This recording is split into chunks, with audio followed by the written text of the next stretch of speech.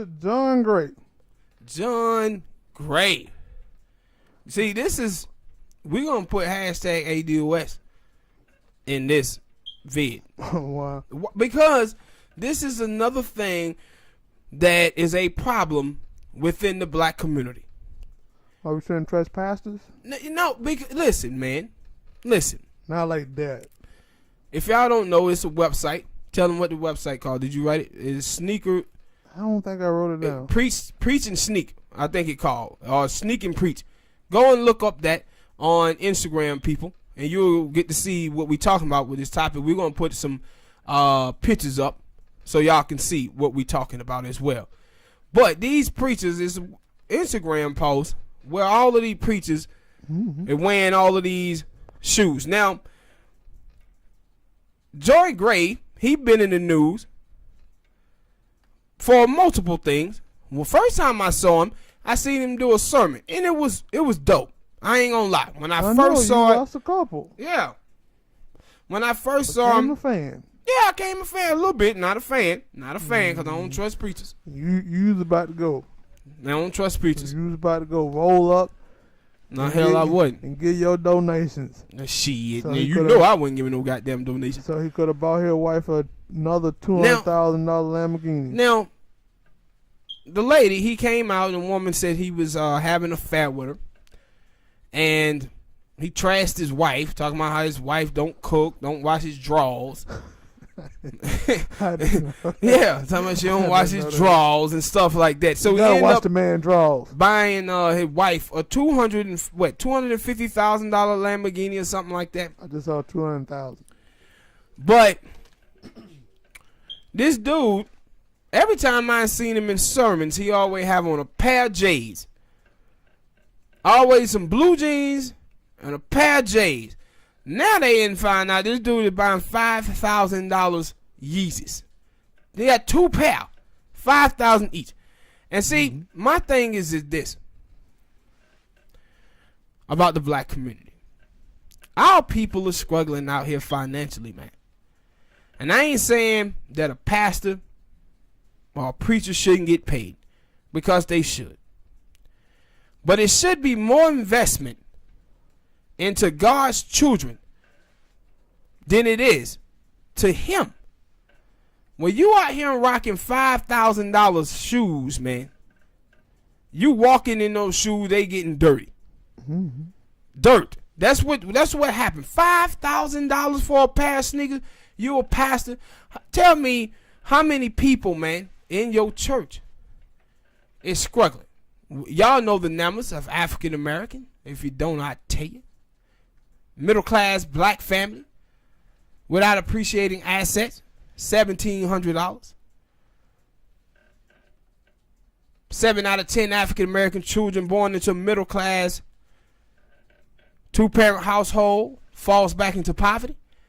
So we don't have that type of money to be given to pastors so they can go around here rocking Yeezys. $5,000. Talking about $60 million jets. And we talking about cars. What the hell your wife need with a super fast car? What she need for speed for? And my whole thing is, in the Bible, God says that the rich should give all its valuables to the poor. They skipped that part. Like, God is probably the biggest socialist ever known to the world. The biggest socialist.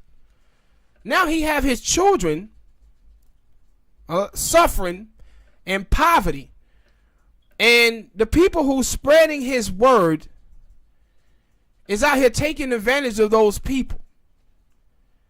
They out here with mega churches, mega mansions, mega cars, and Yeezy sneakers. And no, when I was watching it, scrolling down, and I was like, no, they ain't just got him. They got a bunch of these little preachers. Because I think there was a preacher that is the preacher for Justin Bieber them. The one that was at Kim Kardashian them wedding. Yeah, They Kim them wedding. Like, man, I guess. But it was a pastor up in Jersey. He was out there riding in a Maybach. And that's what I'm saying. Like, they are not even trying to hide their hustle. Styling and profiling. Yeah, they're not trying to. They out there living like Ric Flair. And that's my thing. But my thing is, their congregation, some are okay with that.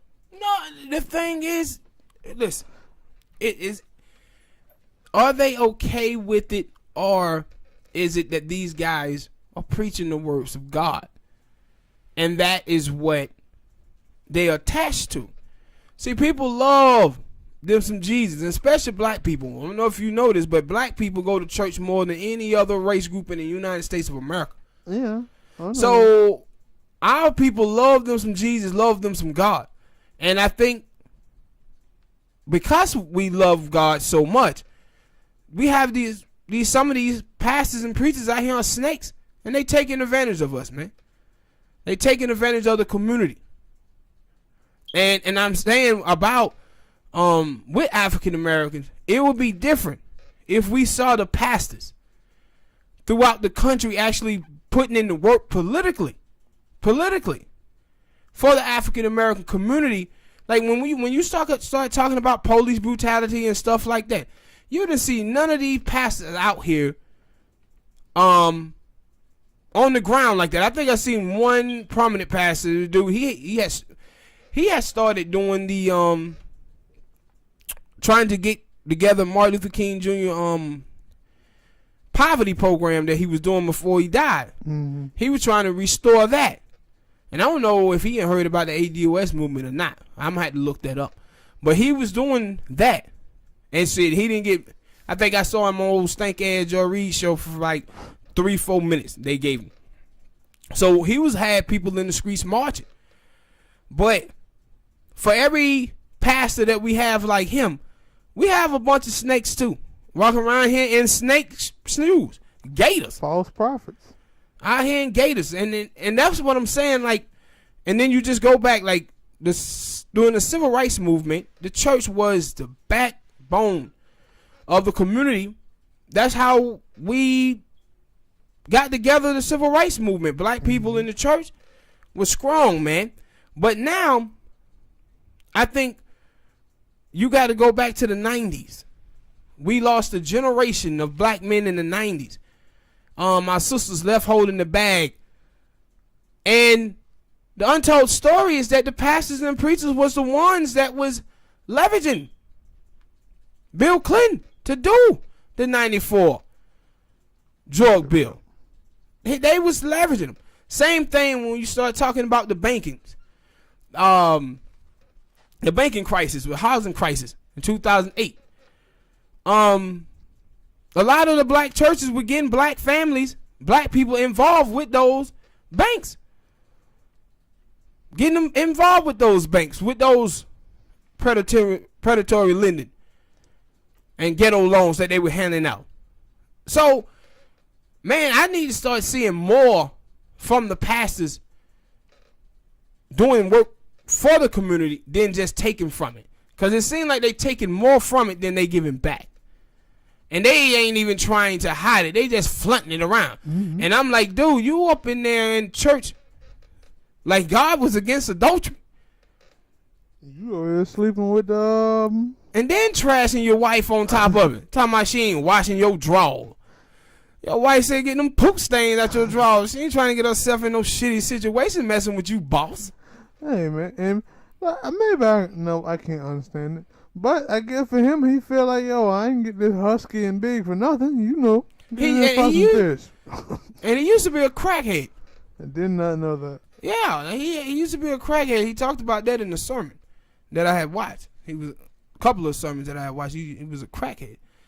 And you know crackheads know how to hustle. you know crackheads know how to hustle now. Now they do. I wouldn't know, but okay. Yeah, crackheads know how to hustle. But it was a lot of these pastors. Mm-hmm. And then I said, you seen the white dude, what he had on, like, what was like $1,400 pair of pants? Mm-hmm. And did you see them shoes that they had on? I only saw him. The shoes, they look like some Christopher Columbus Air 12s.